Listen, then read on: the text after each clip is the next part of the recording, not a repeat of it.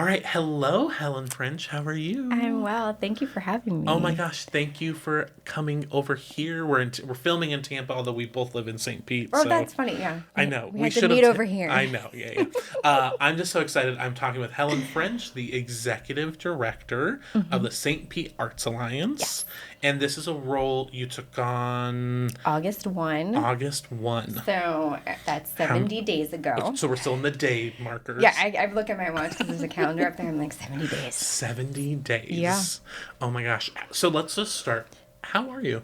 How are you I'm as a all right. human? As a human. No, I think I'm all right. I mean, I'm incredibly grateful that I can say, like, wow, I have more good days than bad days. And I'm a mother of two, so that's an added thing. But from a job standpoint, you know, I think I'm doing fine. Like, I'm stressed a little bit. Yeah. But I find such hope and excitement about our arts community, even I think in the midst of what would be, you know, anyone's first 90 days in the middle of a new job, and then the climate we're in, and for many different reasons, right? But I'm doing okay, hanging in there. That's all we can ask for is doing okay. Yeah. I'm like, all right, I'm here, I'm dressed, I'm ready to go. Let's go. We showed up today. And that's I what showed matters. up, yeah. So we were joking before we started this of like, what are we going to talk about? Because we could talk about so many different things. I'm going to interview you now. No, okay. Please no. So I just want to maybe start the conversation because one, do you just want to introduce yourself a little bit more? You as a human, as an administrator, as an artist, and then maybe just talk a little bit about St. Pete Arts Alliance. Yeah, we can do And maybe that. we'll just start there. Yeah. So, as far as like myself as a human, you know, I'm a mother of two kids. I'm a dance artist, which I think is a blessing that I've been able to practice my art form since I was a child, with very few interruptions. And the interruptions were usually injuries or self-imposed interruptions, like childbirth. But I think that having the background I do of like living a life in the arts, and I recognize what a privilege it is that my family, from my mom to my dad to my stepdad and my grandparents, were so supportive of this without actually understanding what this was. I don't come from a history of artists. Like my aunt danced and my mom played the flute. So there was arts and culture and activity in our family, but not ones that like they made a living in their, you know, practicing an art form. And so I think that perspective informs everything I do, like what a privilege and blessing it is to be able to have this kind of career that I've had. And also the trust that my parents, which is so strange as a parent when you learn to trust your children, like, oh, they're going to make a good choice, or they're not going to make a good choice, but we're going to help them through it. Because when I said, I think I was in like 9th grade when I decided I was going to go to Juilliard, and so this is back in the 90s, before you could look it up on the internet. So you have to like right away and ask them for the college brochure. And I just sort of knew I wanted to be in this world of creativity and express myself through movement. And I made a spreadsheet to prove to my parents like how we were going to do this. In the 8th grade? In 9th grade. It was probably ninth grade at that point. And I had this, like, it was marked out for me. Like, I can be very analytical. And I was like, I'm going to do this, and it's going to be this. And then I'm going to get here, and it's going to be that. And then I'm going to do this, and this is how we're going to pay for this. And then to the point where, this is crazy, but Juilliard used to have what they call the early admissions option. And you could go when you were not out of high school. But you had to prove this. And so one of the things was prove, like, emotional maturity and like psychological capacity, or something worded like that. And so my way to prove that was to move away from home as a junior in high school to prove I could live on my own. Like, I will prove to you that I'm emotionally mature to go to New York by going now. And so I say that because I look back and I'm like, there was like arts administration, like in your, even on how you decided to get where you wanted to go, you recognized not everyone was going to see the value in what you wanted to do the way you saw it, and you're going to have to explain it. And that's just to say I'm like a weirdo that way. I think I can see things I used to want to be a lawyer too. So it was either, or a Supreme Court justice or a dance artist. So go take your pick. I ended up in the dance artist world, but I look at my upbringing and the role I have now in the Arts Alliance, and I'm like, oh, okay, so many of, we were just saying this earlier before we started recording, these transferable skills that artists bring to other areas of their life. And I look at administration so much like choreography, or like there's a, I don't know, say like a standard you hold yourself to when you're a practicing artist of like, I want to practice my craft. I'm going to get up and do this thing. I'm going to, I'm going to take the time. I'm going to have the discipline. And I think in arts administration, you have to have the same thing. Yeah. Like you have to be able to not always clearly see the final outcome, but like you see a pathway and then you're like, okay, I could adjust here and I could pivot here. And that happens in choreography. It happens in teaching, which is, I miss being in the classroom. This is the first time since 2015, I think, that I haven't been in the classroom at the start of the school year, which feels really sad. I miss it a little. I mean, I'm going back to it, and it's not gone forever. But so that is a part of also teaching is something that I love to do. I think I went like really far away from your initial question. No, but there was so many amazing things in there. I had no idea, so I'm so excited about. I really want to. I mean, this is going to be so hard to like. We could have a whole series about a podcast just with you. On me and my spreadsheets. Yes, I really want to know though. So in the 9th grade, you were like, Juilliard is it. That's what I want to do. How did you know? Like, this is the days before like you saw Juilliard on your TikTok, Instagram. You know, like. So how did you know like that was the goal and the dream at that age? So I happen to have gone to Pinellas County Center for the Arts at Gibbs High School. And what people don't realize is that I was not the first, nor was I the last person from this area to go to Juilliard in dance. And so I was lucky enough to see people ahead of me go. And if I'm super honest, my boyfriend in high school was a senior, and he went to Juilliard and I was a freshman. And so, but he wasn't the first either. Like there was people ahead of me all along the way. And so I was able to see that as a goal, which now I look around the community and because what I didn't see were professional dance companies. Sure. But I saw how to get somewhere. So now like my question is, okay, we know that we can go somewhere, but why? Where are the professional dance companies? We've got the theaters as well. Like now my question as an adult is, what would the little me have, what choices would I have made if I would have seen like Project Alchemy interwoven into my community all the time?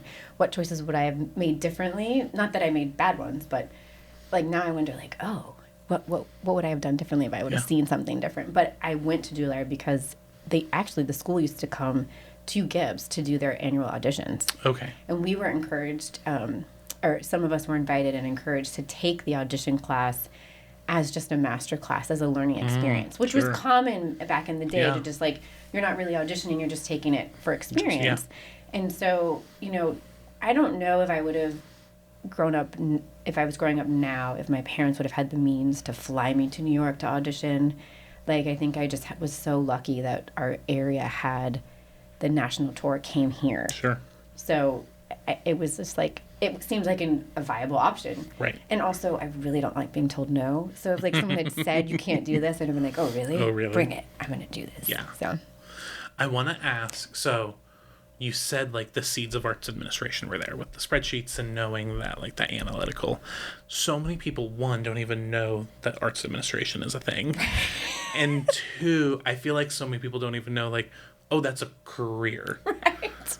Like, that's an actual job that's a thing you could do. Like, it's not just an artist. Like, there's an administrative side to this. Sure. So maybe just talk about, like, what was the moment for you as a dancer when you were like, oh, but there's also arts administration?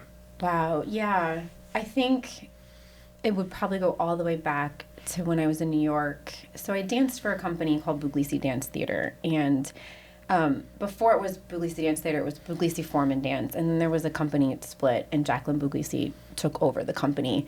And a lot of times when we were laid off, we'd be offered other opportunities for work that weren't could be admin or could be something else.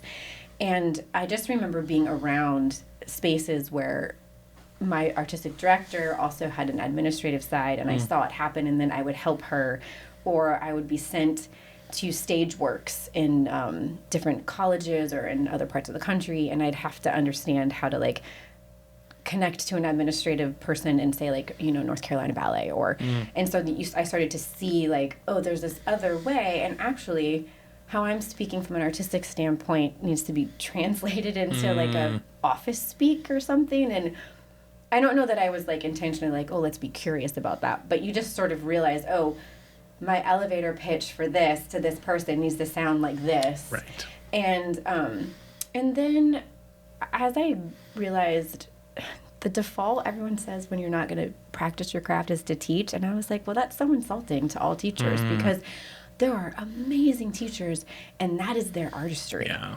And so I was like, why is the assumed default that I'm going to teach? I love teaching, but I also love managing resources and trying to figure out how I can get things to happen. Like, how can we have this resource support this initiative? And how do, like, I like looking around and saying, oh, what do we have? What can we make?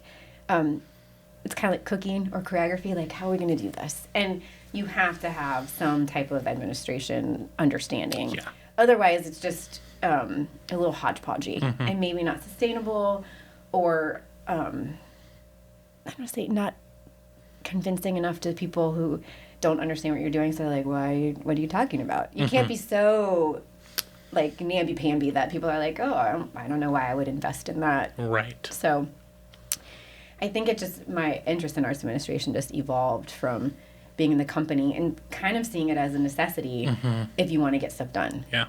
So, and I'm very fortunate that the company I danced with, Puglisi Dance Theater, they encouraged artists to look at other strengths that they have. And I was surrounded by artists who were mothers, whose kids were present in spaces where kids normally wouldn't be present, and that women were working in ways that maybe in the arts world seems normal, but in the business world, be like, why is your kid at work with you? And like, we had kids that work with us all the time. Right. So I think it's just a slow evolution. Yeah. So, yeah. And so you were in New York, and then you decided to come back to St. Pete. Yes. What drew you back? Like, what was the thing that's made you want to? It was twofold. So at the time when I was moving back, I was watching my career.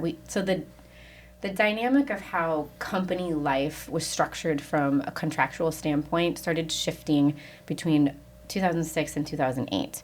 And going from having guaranteed 30 to 40 weeks of work a year to gig by gig was starting to kind of happen. So, like, I could see the writing on the wall where I was given a lot more open free time. And I moved away from home when I was 16. So, 10 years later, 10, 15 years later, I'm looking and thinking, like, well, I haven't, like, lived with my family. And where I'm from St. Pete. My mom's from St. Pete. My stepdad's from St. Pete. His parents were born, we're like third generation, basically. And I missed family in that way. And I was, getting older and thinking, like, well, life in New York isn't always sustainable from a financial standpoint. So I started looking at coming back and, like, oh, could I go back and forth and only go to New York when I was actually actively paid as a dancer and spend the rest of my time at home. And I even called it home. And I even started switching my my NPR station. We were on tour, and my really good friend Marie would, like, she'd laugh at me so much because I would change my NPR to Florida, to St. Pete's NPR, to, like, RWUSF or whatever. And she's like, why are you listening? So I'm like, because I'm going home. I'm like, this is home. Because this is home. She's like, you're wild. And so I started to make my way back. And, of course, back to the whole spreadsheet, must have a plan idea. That's me, must have a plan. I reached out to, at the time, Nancy Smith, who was working at St. Petersburg College in the dance department there, which is no longer in existence. And unfortunately, Nancy passed almost before COVID, so she passed away. But I said, hey, I want to come back, and there's dance at St. Pete College, and can I, get a job or whatever? And I teach the Alexander technique. And so I was like, I have a certification that you guys don't offer. And, like, I have this special thing that I could do. And we worked it out, and we wrote the curriculum and got it approved by the state. And then, so I knew I had a job. Like, I had a way to come home that would justify to people who are like, what are you doing? And justify to myself this, like, scary change of giving up your New York lease. Sure. And then I came home. So it was, like, gradual. I was thinking about it a couple years before I did it. And then I met my husband shortly before I moved home. And we actually dated via phone because he's a former NOAA officer. And so he was flying planes in Alaska when we met. And we would call each other, and I would walk home from nannying over the Brooklyn Bridge and talk to him. It sounds very like a movie. You should be hearing about this. But I was just too poor to pay for an Uber or get a taxi. There were no Ubers then. But, like, I didn't want to get in a taxi, and I wanted to talk to him, and it was late and whatever. So that's how I came home, and we got married shortly thereafter. So that's incredible. It feels wild. Yeah. Like, that part I didn't plan. There was no spreadsheet that There says... was no spreadsheet that said... It said, meet husband, talk on the Brooklyn Bridge, get married. Like, that was definitely not in my spreadsheet at all. So... That's its own whole meet cute that should be turned into some sort of performance piece. Yeah, it definitely, like, it's a wild story. Yeah. It was, like 3 years of hit and misses before we actually had a first date. And then we got engaged within 6 weeks. So, and we've been married, it'll be 16 years this year. Wow. You're just like, well, we knew it. Well, and I think, that's also the kind of thing about me. Like, when I know, I'm like, okay, I'm pretty clear. Yeah. If I'm not clear, it's like, everybody watch out. She's sorting through it. Yeah. But once I know, I'm like, great. You kind of alluded to this, but I would love to dive into it more of when you moved back. So you said you had a plan. You worked out with St. Pete College that you were going to teach.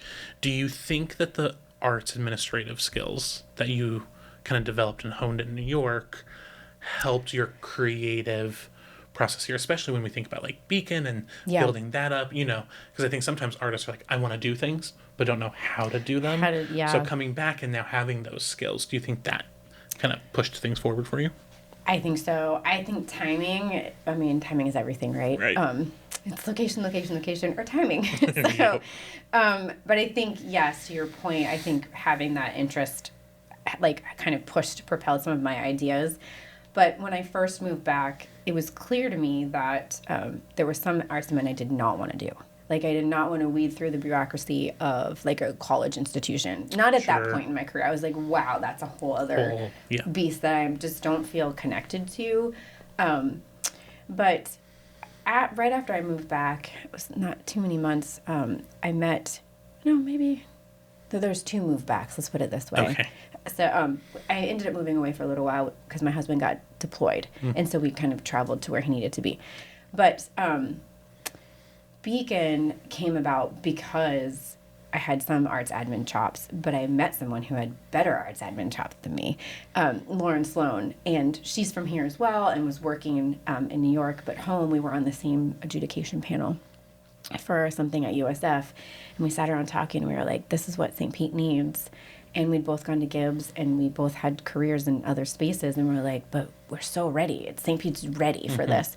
And then we dreamed up Beacon, and out of a need, out of what we thought the community needed and what we were hearing from, like, our friends, like, where's the dance or where's this? And so, but we had to present a budget to Paul and an idea at Paul Wilburn. And we had to, like, be clear, like, this, we can make this work, and this is how the numbers are going to work. And thankfully, maybe he's crazy, but he's like, sure, do it. And I think having an interest in arts admin and meeting someone who had better skills than I did at the time and, like, knew more, and then we just put our brains together, which, to me, we're always better together. Always. Like, without a doubt. Even if we don't agree, it's way better than being siloed and trying to go it alone. And I just feel so fortunate that, like, Lauren Sloan, Sharon McCammon, like, my Beacon team, we all bring different skill sets to that admin part. And thank goodness, because no one wants me running your digital media. I don't even like Instagram. I mean, I use it. I like watching. I'm like, when am I posting? I need, like, I feel like I'm a dinosaur when it comes to that. But I'm good at other things, right? And Lauren's good at other things. So we just come together. And that's a piece about arts admin, I think, that I'm trying to not hold myself as an executive director as the person who has to be the expert at every skill set. Which is something I think, I assume, like, if you're going to be in this role, you should know how to do everything perfectly, which is a wild standard to hold yourself to. Because then you're not going to be able to do anything. Right. You're so worried you're hamstrung. Like, you like your own worst enemy. Yeah. So, but the perfectionist in me is like, I'm going to be good at everything. Yes. And that's really hard. And not possible, actually. I think a good executive director knows how to find the right people, right, and surround yourself with those. And I feel so incredibly fortunate that I have been able to just make genuine friendships and relationships with people who I'm like, you're so brilliant in that area. Like, would you help me? And then I'm always curious because I love learning. So I'm like, what can I learn next time? Except I don't like learning about digital media, but I do love learning. So, and I'm like, if you have a skill set, I should know about how can I tap into it, and then what can I do to help you? Yeah. Like, what do I bring to the table too? Right. Because that's what I love about it is like we all bring different traits and skills, and we all help each other and sharpen each other, and which we should do. Which we should. I mean, that goes back to the whole let's not be siloed. Yep. I want someone. I had this conversation with Lauren probably about year 3 of Beacon, and I was like, I need someone to hold me accountable for what I'm doing in the studio.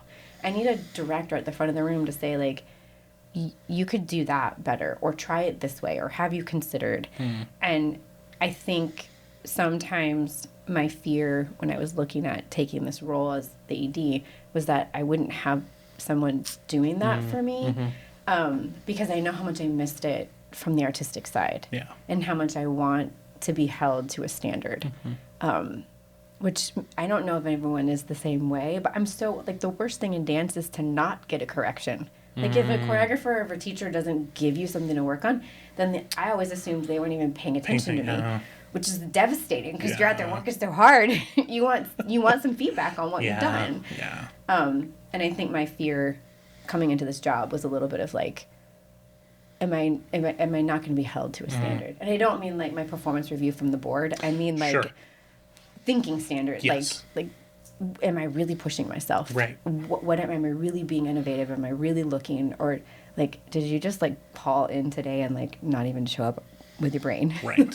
So. Well, in roles like that you have with an alliance, because it's so based on community and so based on community advocacy and what we as a region need, right? It's not rooted in what does Helen want. Right. And oftentimes I'm like, thank goodness, because what I want, I'm like, I want more people to make more dance. And which I think every visual artist might be like, what is she talking about? Right.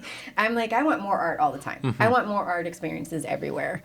But I want to hear what the community is saying too, you know. I have questions, but I want to like just first give you like open mic of like 70 days into the role. What are the things you're thinking about? What are the things you've encountered that you maybe are like, oh, did not know we're going to need to work on that? You know, like just where are the priorities starting to line up for you? Good question. And very timely. I just gave my 60-day board report this week. No, I think the question I'm always asking is, from an Arts Alliance point of view, where are the voids in the community, the arts community, and then the community at large? And then if I was to be like bright colored paint, how would I like mesh into those voids? What does that look like from an art, like from an alliance standpoint, not from Helen Dance Artist? And so, like, I think something like we have 16 programs and initiatives, which is, and some of them are quiet right now, right? Like, we've done them and they exist, and I don't have to put a lot of effort into them in this moment. And they have a big one like Shine, right? And so that's a huge program we have, and it fills a need.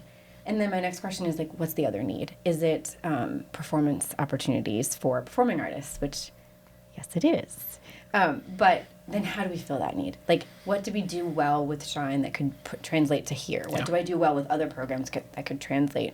So those are questions for, like, myself and my board and the community. I want to know some of that. And I'm finding out some of it's little things. Like, it's just connections or opportunities to connect or education on administration and grant writing and things that I think, oh, yeah. Like, I know it, so I forget I didn't know it at some point. Yeah. So I'm looking at that type of stuff. And then I'm also wondering, you know, what's happening in bigger spheres? Like, I'm not the Florida Arts Alliance, St. Petersburg. But if we're not looking, if I'm not seeing broader, then I run the risk of kind of, like, siloing myself because I'm not looking at the bigger picture. So I'm curious in that way. My board and I have a lot of talks about how do we connect to other sectors, like arts as a workforce development. I mean, like when you think about the kind of classes we offer and the things the Arts Alliance does, you can make a case that like we're workforce development for artists. And then how are we continuing education? And then how are we advocacy? And advocacy could look so many different ways. And how do we speak about advocacy? And then I'm like, but wait, hold on, everyone. I have a staff of 3. It's me and 2 other people. So what are the priorities? Right. And can I space them out over a calendar year? What has to be all year round? Yeah. What has to kind of like have like highlight moments? So those are the big 70-day in questions. And I feel I have an amazing board and like, hi guys. He didn't pay me to say that and they didn't pay me to say that either. They're very active and my staff is fantastic. And so I'm starting to see places where all 3 of us as a staff can grow, whether it's continuing education or ways we could work better together. Not that we're working poorly together, but like, oh, well, what is the saying? Like many hands make the work light. Yeah. So how do we do that? Yeah, that's a lot in 70 days. That's a lot in 70 days. Very casual coffee conversations. This was one of my questions, and you kind of brushed on it a little bit. So I want to ask about performance art. Yeah. Because this is just my bias, right? As like my background is in the performing arts. Of course. Worked at American Stage, and I've been very lucky that like I've worked at 2 Tony Award-winning theaters at the Denver Center and at Long Wharf, and I have been very blessed to have very robust performing arts communities. Yeah. Right. And the visual arts here are definitely our dominant art form. Sure. And performance art, we have a lot of great stuff. But also, I would argue, for a city and a region our size, I don't think we have the level and the quantity of performing arts that I personally think we should have. Sure. So maybe my question is like, as a fellow performing arts background administrator, what are your thoughts? What are your thoughts as Arts Alliance? Are there any conversations around that? Because that was like my first question when you got hired. I was like, oh, a dancer. I was like, someone's going to understand us, right? Hopefully. So, I just would love to like unpack that a little bit. Yeah. So back when Beacon was formed, what I learned early on with Lauren is that our community didn't understand what performing arts is and how it's important, like, because it's not tangible, right? It's ephemeral. It's an experience. Yep. It's something that you connect with. And like the way you connect or don't connect with a visual piece of work, you can usually just walk away from or stay in front of it longer or revisit it, right? But a theatrical experience, whether it's music, theater, dance, drum, whatever that is, it is in that moment. Yep. And you have to be present in a way that you should probably always be present in the world, but like you really have to be. And then I feel like there's so many barriers, like, and it's not just like financial access barriers, but it's barriers in understanding that you actually can go to the theater and not like it, and there's nothing wrong with you. Nothing. Yep. If you did not get it, you just didn't like it. Yep. And that's also totally cool. Or you like, so this, and then once you have an experience, then you're like, oh, well, I didn't really get it. And then maybe you don't go again.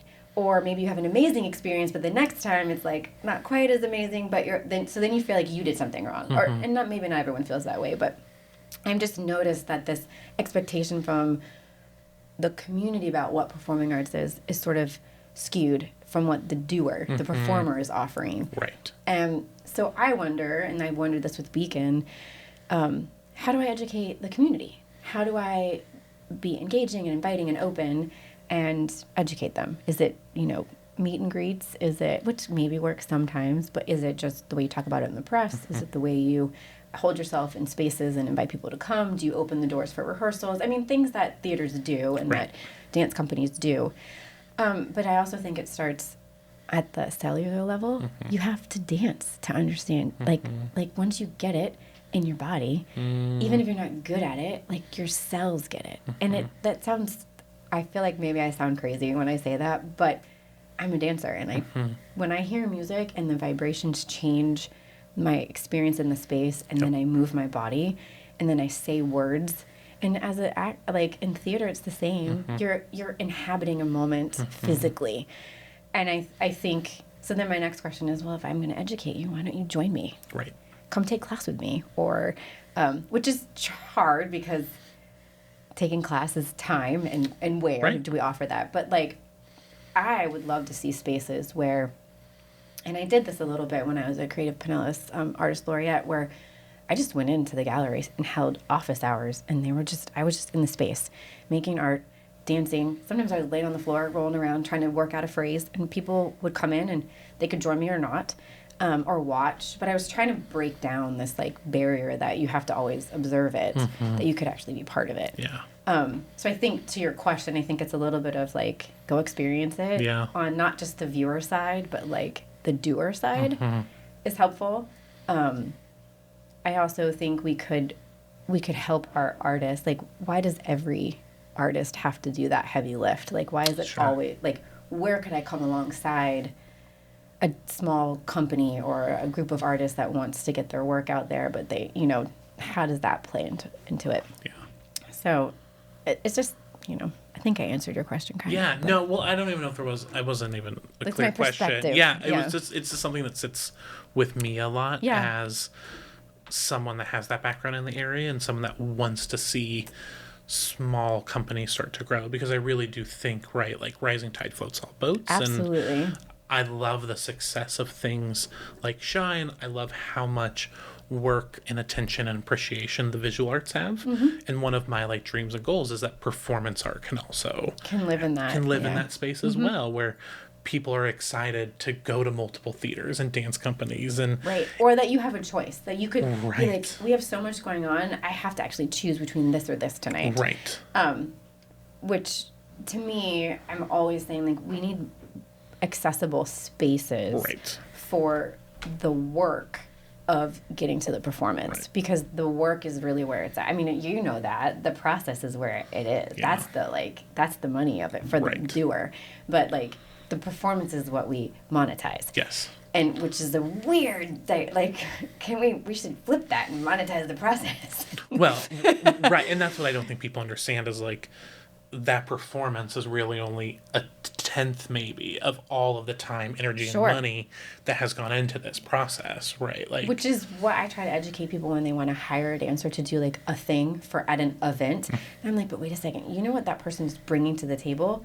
10 years of professional experience, a college degree, maybe even a master's, and you're like, that's not just their time they're bringing to the table. They're bringing an informed perspective, and you should want to pay for that. Right. And that's a whole other educational component for the artist asking. Yeah.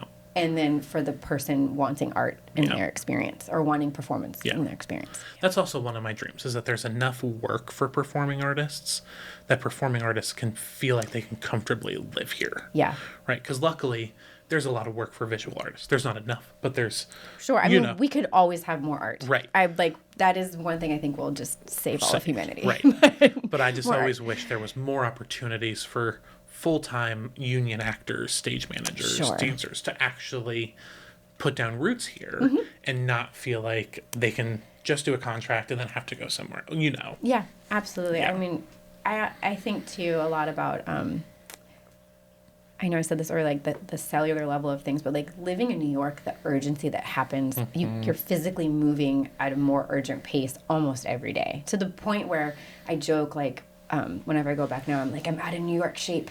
I'm not in New York shape anymore. I can't function at this, like, it's not just the pace of my walking, it's the, like, decision-making that happens. Yep. And in St. Pete, we have not full-on island time. Like, it's pretty close. It's close, though. But it's not full-on, like, and to me, I'm always, like, trying to split that tension within myself of, like, if I push too hard... myself, my family, and like an initiative I want, and I push it at a pace that's not at the community pace, I run a lot of risks of being frustrated, not communicating clearly, not getting people to buy in. Like, so it's like a whole other, I think about it all the time, like, how hard and how fast can we push this, and how much do I need to be listening and responding to the actual space I'm in? Yeah. So... Oh, that's like one of the hardest lessons I've had to learn. And so just like hearing you say it, I'm like, you're not alone. Yeah, we do have to like be patient and yeah. And yeah, like for me, it's actually one of the things I love about St. Pete and why I came back is the Northeast is too fast for me. I just was like, I don't want to live like this all the time. Yeah. Fine for a visit. And I like that we do things quickly up there. But I love that it's like down here, I can go after work and just hang out with friends get a drink at a beach bar somewhere. Right. Like that's my vibe more. But yeah, then on the flip side, it is challenging when you're like, but I have this idea and I have this dream and I've pulled these things together and people are like, cool, like we'll get to it. Yeah, and then we'll get to it. It's like there's an amount of trust that has to go into that too, right? To trust that like the we'll get to it is not totally on you, but and it has often nothing to do with the validity of the idea. 100%. and to trust the community will show up, which I think our community does show up. Yep. And that's important, you know, and it's important to show up for others. Yeah. So it's like, but that is a hard. I feel like in New York, there's so many ideas that just float around all the time in the ether that just happen, and it's like, Jackie Boulise we talk a lot about like the collective unconscious and like being in spaces and you know, and then I think like we're down here we just don't function the same. Like I'm not on a subway platform with someone. I'm in a car by myself or with my kids, and it's usually involved like please don't touch your brother and don't you know, like it's a whole other thing. So this idea of how we engage too and that pacing of it involves trust that like it will be okay. It will be okay. Yeah. Yep. All right. I feel like we're running out of time, although we could talk about a million more things. I told you it was going to go like I know. Well, even like, so we text sometimes, and like, I always feel like our texts are like, oh yeah, that's a huge thing we should unpack sometime.